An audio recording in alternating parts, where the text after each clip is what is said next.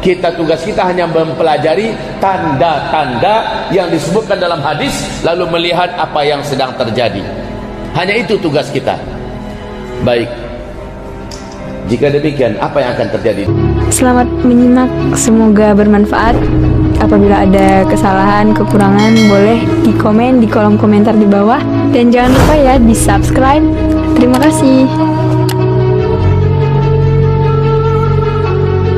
Bismillahirrahmanirrahim.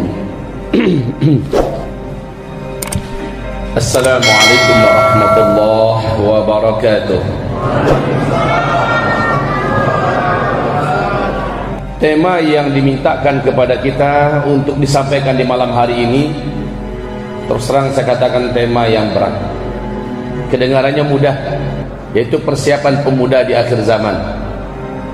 Saya katakan ini bukan tema yang gampang, karena ketika meminta sesuatu berkaitan dengan pemuda di akhir zaman, maka apalagi persiapan ya, maka jawabannya sangat tidak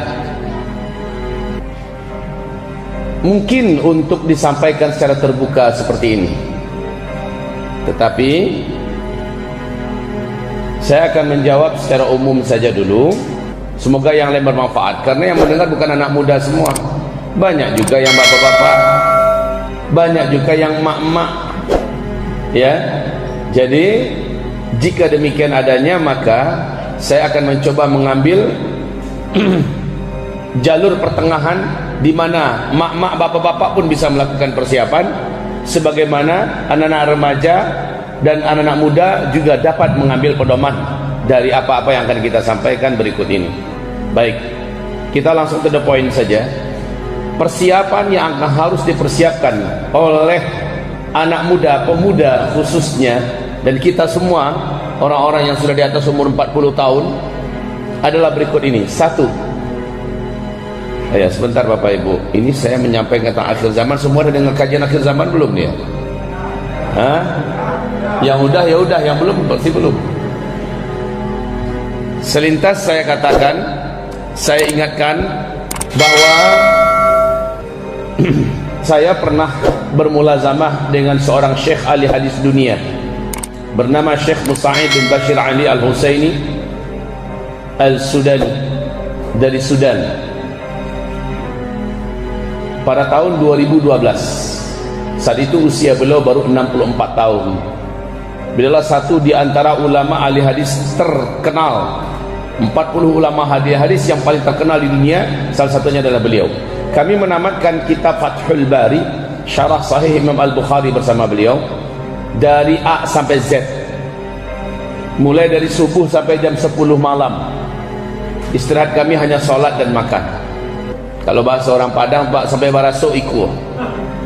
Saking lamanya duduk di depan syekh ini, kami menghabiskan waktu 2 bulan full tanpa istirahat. Dalam artian tidak ada waktu hari libur, subuh sampai jam 10 malam.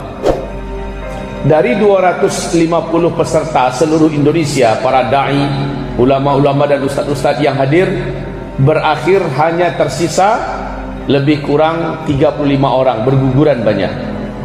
Alhamdulillah saya termasuk yang mampu bertahan sampai akhir. Ketika topik kami masuk ke dalam kitab Ahadithul Fitan, hadis-hadis fitnah di akhir zaman, saya bertanya kepada beliau, karena hadis-hadis yang menceritakan tentang kondisi-kondisi akhir zaman nanti begini dari Rasulullah, hampir-hampir kita temukan yang disampaikan dalam hadis-hadis itu ada di zaman ini. Maka kita beranikan diri bertanya pada Syekh, ya Syekh, hadhil ahadith, hadithul fitan fi hadzal kitab min hadzal bab ka'annaha waqi'ah fi zamanina hadha, hal sahih anna hadhil ahadith taqa'u fi zamanina am fi zamanil akhar allati sayati. Artinya adalah Syekh, hadis-hadis yang sekarang kita bedah, ada hadis dari kitab Al-Fitan ini sepertinya banyak kejadian di zaman kita.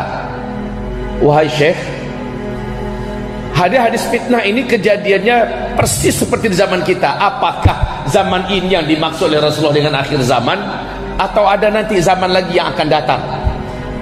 Maka jawaban beliau adalah laula zamanuna nahnu hadza famata.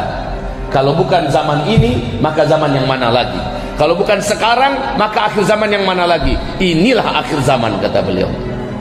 Ini Bapak Ibu harus meyakini bahwa yang menyampaikan ini bukanlah ustadz abal-abalan, bukan buya kaleng-kalengan, tetapi syekh dunia, ahli dan pakar hadis, di mana kutubut tis'ah sudah dalam kepalanya semua. Syarah dari berbagai macam kitab, dari berbagai macam turas, seluruhnya dalam kepalanya, dan dia mampu mengungkapkan dengan terang benderang. Dan beliau mengatakan inilah zaman yang disebut dengan akhir zaman. Apakah engkau tidak lihat, kata beliau, pernah tidak salju turun di negeri Arab kecuali hanya zaman ini? Kedua, pernahkah engkau perhatikan yang dimaksud oleh Nabi bila datang zaman di mana Arab menjadi kaya raya, lalu mereka saling berlomba-lomba membangun gedung-gedung yang tinggi pencakar langit? Berarti pertanda antara engkau dengan kiamat sudah sangat dekat. Kecuali zaman ini, di zaman inilah orang Arab kaya, di zaman inilah Arab berlomba-lomba membangun gedung-gedung yang tinggi-tinggi. Banyak beliau jelaskan ini dan itu. Maka dengan ini kami juga akhirnya yakin, percaya bahwa yang dimaksud dengan akhir zaman itu adalah zaman kita. Hanya saja beliau memberikan rambu-rambu, tapi tidak boleh menentukan waktu, tanggal, bulan, tahun. Ini bukan urusan kita.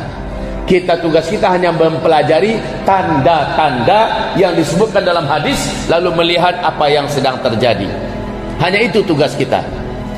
Baik, jika demikian, apa yang akan terjadi di akhir zaman? Dan apa kaitannya dengan pemuda?